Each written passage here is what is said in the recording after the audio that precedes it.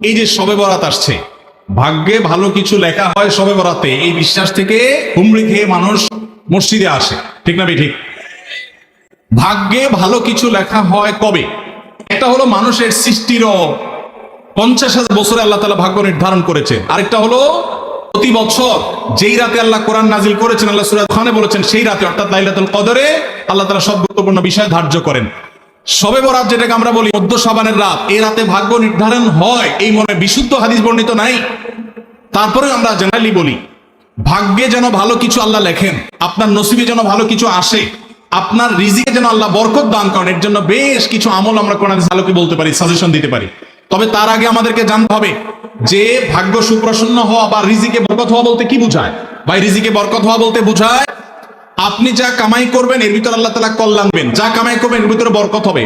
প্রাচুর্য না, অনেক টাকা না, যা হবে এটাতে কি হবে? বরকত হবে। আমরা কি বরকত চাই না সম্পদ বেশি চাই? বরকত চাই।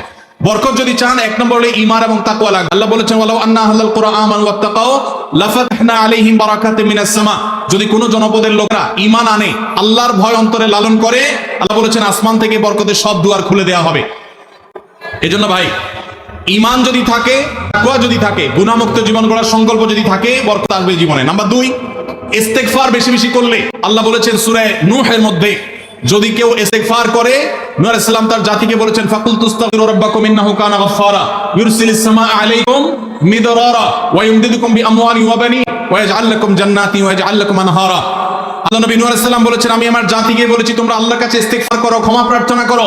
বেশি বেশি ইস্তেগফার করলে আল্লাহ তাআলা রিজিকের মধ্যে বারাকা দিবেন, অভাব দূর করবেন, সম্পদে এবং সন্তানে আল্লাহ তাআলা বরকত দান করবেন। তাহলে 2 নম্বর আমল হলো ইস্তেগফার করা, রিজিকে বরকত হবে ইনশাআল্লাহ। নাম্বার 3, শুকর আদায় করা। আল্লাহ বলেছেন লা ইন শাকারতুম লা আযীদান্নাকুম। আপনি কোনো কিছু পেয়েছেন আলহামদুলিল্লাহ বলেন, যা পাইছেন শুকর আদায় করেন, আল্লাহ নিয়ামত বাড়ায় দিবেন। নাম্বার 4, দান সাদাকা করা। আল্লাহ তাআলা বলেছেন ইয়ামাকুল্লাহুর রিবা ওয়া ইউরবিস সাদাকাত। আল্লাহ সুদকে ধ্বংস করবেন, তবে সাদাকা এবং দান এটাকে আল্লাহ তাআলা বাড়িয়ে দিবেন। এই জন্য কেউ যদি দান করে আল্লাহ তাআলা তাকে কি দেন? বরকত দান করেন তার রিজিকে। তারপরে 5 নম্বর হলো আত্মীয়তার সম্পর্ক রক্ষা করা। নবীজি সাল্লাল্লাহু আলাইহি ওয়াসাল্লাম বলেছেন মান সাল্লাহু আন ইউবসাতা লাহু ফি রিজকিহি আও ইউনসাহু ফি আথারিহি ফালিয়াসিল রাহিমা। যে ব্যক্তি চায় তার আত্মীয়তার সম্পর্কে, যে ব্যক্তি চায় তার হায়াতে বরকত হোক, তার রিজিকে বরকত হোক, সেই জন্য আত্মীয়তার সম্পর্কের সাথে সম্পর্ক ভালো রাখে, আত্মীয়দের সাথে অর্থাৎ রক্ত সম্পর্কে আত্মীয়দের সাথে যেন সম্পর্ক কানেক্টেড রাখে, বিচ্ছিন্ন না করে, তাহলে তার রিজিক এবং হায়াতে বরকত হবে। এবং সর্বশেষ আরেকটা আমল বলতে চাই, সেটা হলো খাবারের ক্ষেত্রে হয়ে বসে খাবার খাওয়া। এই সুন্নত আমাদের সমাজ থেকে বিদায় হয়ে গেছে, আমরা অনেকে জানি না। আবু দাউদের একটা হাদিস বর্ণিত হয়েছে, নবীজি সাল্লাল্লাহু আলাইহি ওয়াসাল্লামের কাছে এক ব্যক্তি বললেন হে আল্লাহর রাসূল, আমরা খাই কিন্তু অনেক খাওয়ার পরেও পরিতৃপ্ত হই না, পেট ভরে না, খাবারের চাহিদা পরিপূর্ণ মিটে না, কারণটা কি? নবীজি সাল্লাল্লাহু আলাইহি ওয়াসাল্লাম বলেছেন তোমরা সম্ভবত আলাদা আলাদা প্লেটে খাও, আলাদা আলাদা সিঙ্গেল খাও। তখন নবীজি সাল্লাল্লাহু আলাইহি ওয়াসাল্লাম বলেছেন তোমরা সবাই একসাথে খানা খাবে, আল্লাহ তাআলা তোমাদের খাবারে বরকত দান করবেন। একসাথে খানা খাবে এবং বিসমিল্লাহ বলে খাবে, এই 2টা কাজ করলে আল্লাহ তাআলা তোমাদের খাবারে বরকত দান করবেন।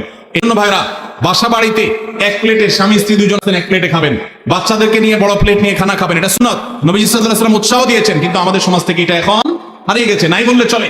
আমরা সবাই যার যার মতো খানা খাই।